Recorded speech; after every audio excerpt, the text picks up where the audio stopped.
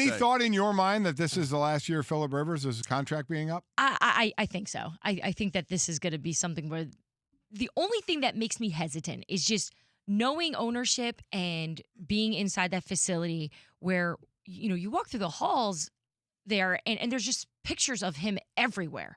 And, most franchise quarterbacks, that's the flavor when you visit them at their practice facilities and their stadiums.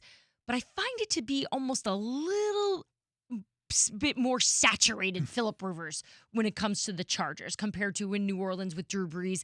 You see Drew's photos there, and they obviously respect him and they love him, but you're not consumed by it. You're not overwhelmed by it. Whereas I feel like with the Chargers, it's a Phillip Rivers organization. He is the face. He's everything there. So that's the only hesitation I have when we think from a performance standpoint, it's time to move on.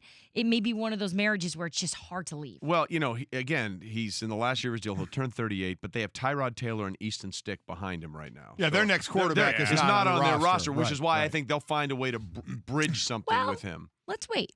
So during free agency, when we knew that they were in the market for a backup quarterback, I just remember getting text messages from sources with the Chargers about this push to get Tyrod Taylor. Obviously, Anthony Lynn's connection to Tyrod when he coached Tyrod in Buffalo. And he is he is all in on Tyrod. And even over the last few weeks, just talking to people there, do you think that there'll be a move in quarterback? Are they a change? Are they going to sit Phillip Rivers? There's definitely a feel there that there's people that wanted to go to Tyrod Taylor over the last few weeks, but at the end, again, because of what I mentioned at the start of this, their commitment to him, they're just not going to do it. But I think they could try to make that work if they feel after their return from Mexico, it's time for a change. But we've seen the Tyrod Taylor thing, right? We've seen how this We've works. seen Tyrod Taylor is usually efficient and doesn't turn the ball over. Well, that's the thing. That's why he lost the job in Cleveland. He was turning the ball over. Tyrod's 3 years. But going back to Buffalo. Yeah, Buffalo's 3 years where he started at least 14 games. He was in low single digits in interceptions. He didn't turn the ball over.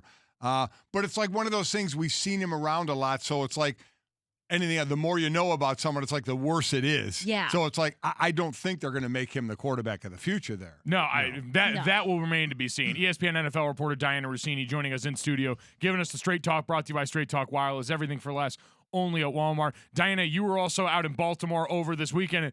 I want an interesting perspective. We'll get to Lamar Jackson in a second, but you also spent a lot of time around the Saints, so you've been around Mark Ingram a lot. What does Mark Ingram do to a locker room? Because it seems like not only this team operating and firing on all cylinders, but they're having a blast doing it. He seems to be leading the charge. Yeah, I actually was talking to him this past Sunday about this transition going from New Orleans to Baltimore. Obviously, that was a big storyline going into the season, but now he's really successful here with the Ravens.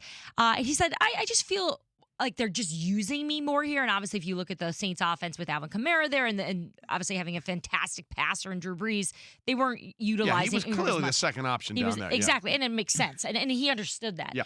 But you can tell he just feels appreciated there. And you would think that he's been with the Ravens longer than he has, just based on his interactions with everybody. And his relationship with Lamar Jackson is great, just like everyone's is. But no, he certainly has the ability. He's likable. He's a team guy. And look, he's productive. He's got 10 touchdowns this year already. And going back to, I know you said that everyone just wants to talk about Lamar. I actually didn't want to talk about Lamar on Sunday. And so I was just going up to players in the locker room. I wanted to spend my Sunday night talking to SportsCenter and Van Pelt's show about the defense, because I know I was crushing them on NFL Live week in and week out about, look, they're not good at all. So just talking to these guys on defense, they would admit that they're not good, which I think is always respected, or at least I respect that. They're like, look, we are not great. We're just okay right now. And talking to John Harbaugh about it, I asked him, I said, look, your defense said that you're not that good. He goes, we're not. We are still trying to figure out how to gel. We have a lot of moving parts that we need to still find our identity, yet they were able to shut down the Houston Texans. So that's the potential for them. The sky's the limit. But again, you talk to anyone on this team, they're not going to talk about them. They're going to talk about Lamar. It just will go there. And even when I don't want to talk about him, they're like, well, we got 8. We got 8. Yeah. We got Lamar. And he's got this ability to really bring this team together. Dianna Russini with us in studio. But to your point, that defense has really flipped. Marcus Peters has been balled huge. out since he came over in the trade with the Rams when they were trying to clear cap space for Jalen Ramsey when they have to sign him. And the other thing is Jimmy Smith came back. And you put Jimmy Smith back there, who is he's a really good corner. He's not a great corner. He's a really good corner. You put him on the other side of Marcus Peters, and you have something there in that secondary now. So I was talking to Jimmy about their sort of just how they work after wins, right? So, the saying that success is like a martini, it relaxes you. Sometimes you don't pay attention. Which is why I've always been a big martini guy. I mean, it's pretty obvious. You tend to miss the things you need to work on after success versus when you lose, you want to fix everything. So I was asking them about how they're handling success. And Earl Thomas was standing right next to Jimmy. And, he said, well, we're going to go right. Jimmy goes, we're going to go right back, and look at film tomorrow morning. Like we fix everything.